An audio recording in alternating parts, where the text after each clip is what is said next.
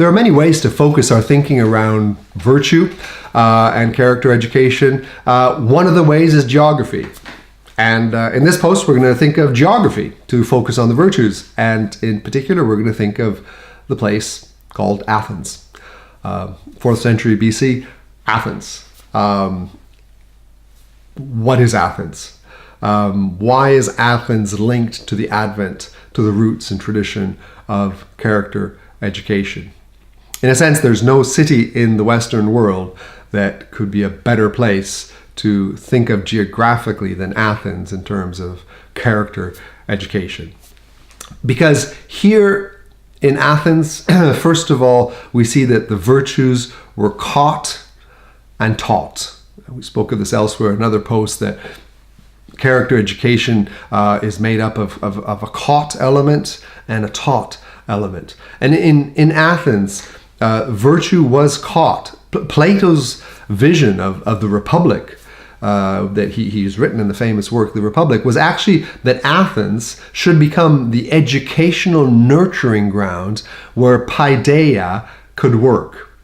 Paideia, we'll come back to that in a minute, of course, is the educational project that Plato had. But he saw Athens as the place of an ideal state.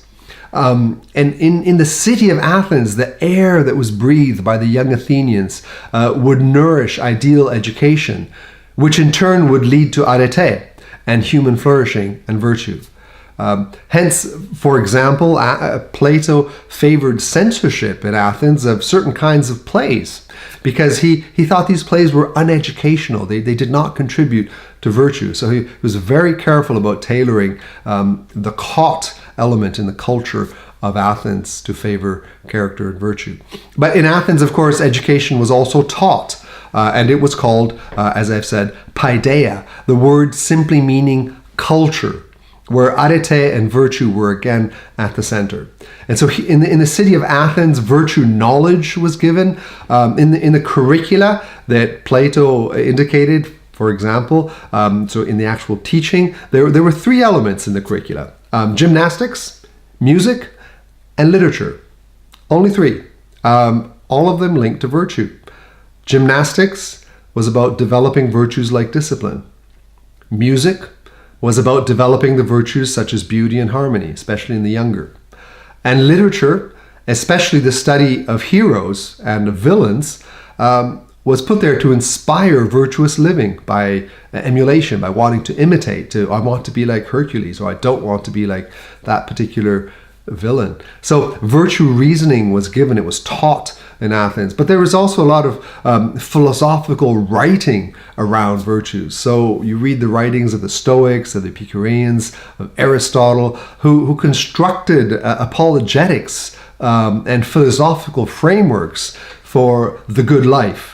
For human flourishing, both individual and collective. And again, virtue and character were at the center of these educational philosophies.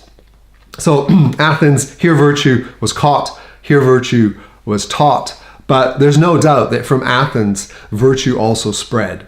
From Athens, in a sense, as the heart of so much happening in Western culture, we can see the thinking and the practices that came from Athens spreading to European cultures, first in Greece, then in the entire Roman Empire, and then through the rediscovery of Aristotle into much medieval theology, and indeed much of European history and culture. And here's just a few examples, just to sort of tease our thinking along these lines to see how significant Athens is and how deep the roots of the tradition of character education and virtue are actually. We're standing on the shoulders of giants as we think of character education and theological education. In the New Testament, some would argue that the use of ethical lists, which is actually a rhetorical device, can be attributed in part to the influences of Greek culture. Surely they do reflect Socratic and Stoic philosophical writings that instill praise or shame in the hearer. So we have the lists, like the lists for the elders in 1 Timothy 3 or in Titus, or the list that we've seen in 2 Peter 1. If you listen, for example, to the list in 1 Timothy 3 for the elders, they all have to do with character. The elder should be above reproach, faithful to his wife, temperate, self-controlled, respectable, hospitable, able to teach. This may be the only one who looks more like a competence than a virtue.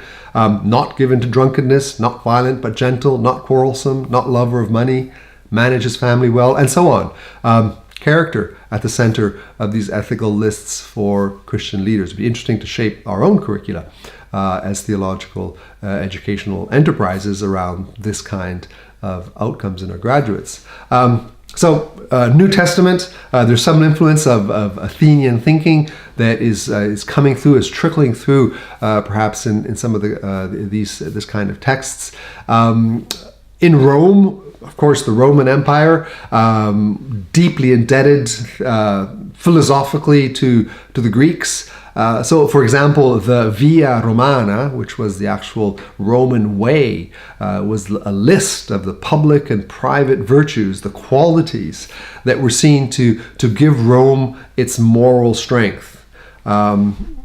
Famous emperors like Marcus Aurelius indebted to the Stoics to learn about the virtues of duty, of courage, of determination, of self-control, of clemency. Other elements on these lists like authority, humor, mercy, dignity, frugality, gravity, dutifulness, and therefore the list goes on and on. It's a very long list, and you can click on links. You can look up on Wikipedia the Via Romana, and there's these wonderful lists of virtues that the Romans aspired to, and all of these have deep roots in Athenian and Greek culture. Moving a little further into the Middle Ages, we're more in theological territory now, more in the Christendom era, and we see great works like Dante's Divine Comedy. And again, vice and virtue determine the entire structure of the Divine Comedy. Dante, he structures hell according to vices, and they get worse and worse as they go toward the bottom. And purgatory as well is structured around vice and virtue, and heaven is structured around virtue. And so this is the time in which the 7 capital virtues, of course, are very prominent, very well known throughout Europe and Christendom. The virtues, therefore, the capital virtues of chastity, temperance, generosity, diligence, patience, kindness, and humility. And they were matching the 7 vices, and Dante wrote a lot about the virtues and the vices, and the 7 vices of pride, greed, gluttony, envy, wrath, and acedia.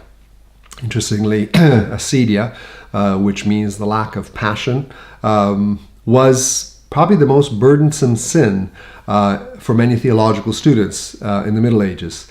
They felt that lack of passion, acedia, for the things of God was a very grave sin. It was a very grave vice that needed to be countered by the virtue of keenness, the virtue of diligence.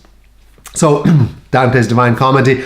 Another final example is in Cassian, the Benedictine tradition in the Institutes. He actually writes about the tree of virtue and the tree of vice. So the tree of virtue with the roots in humility, the 3 theological virtues of faith, hope, and love are the main branches, and then other branches come out of the main trunk with counsel, fortitude, piety, fear, meekness. And again, this vision of the Christian life, of the life of the flourishing human being, so much characterized by the language of virtue and vice. Again, the roots are in Athens.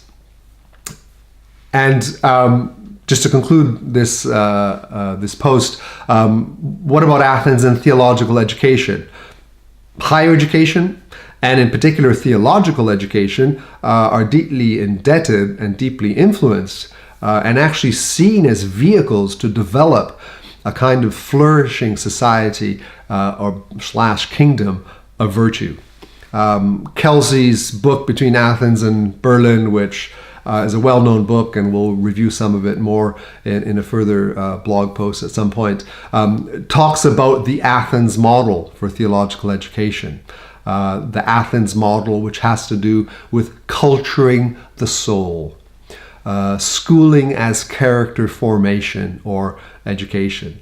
And Farley, likewise, in Theologia, the book that pretty much started off most contemporary discussion in theological education, again indicates the purpose of his work of Theologia is to promote a Christian paideia, which is the Greek word that we've seen. In the tradition of Clement, of Origen, of Rome, many who they actually claimed that Christianity is paideia. So a parallel been drawn oftentimes between what Christianity is and these Greek philosophical thinking. As this was true, theological education had one main goal. It was to know God and to conform our souls to virtuous and holy living.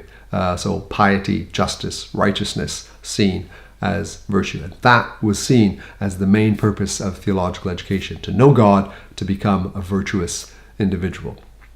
So that's Athens. There's so much there, so many roots. And of course, the theological components went way beyond what Athens had provided, but the skeleton and so much thinking that happened geographically in the place of Athens can be so very helpful as we think through our way in character education and development of virtue.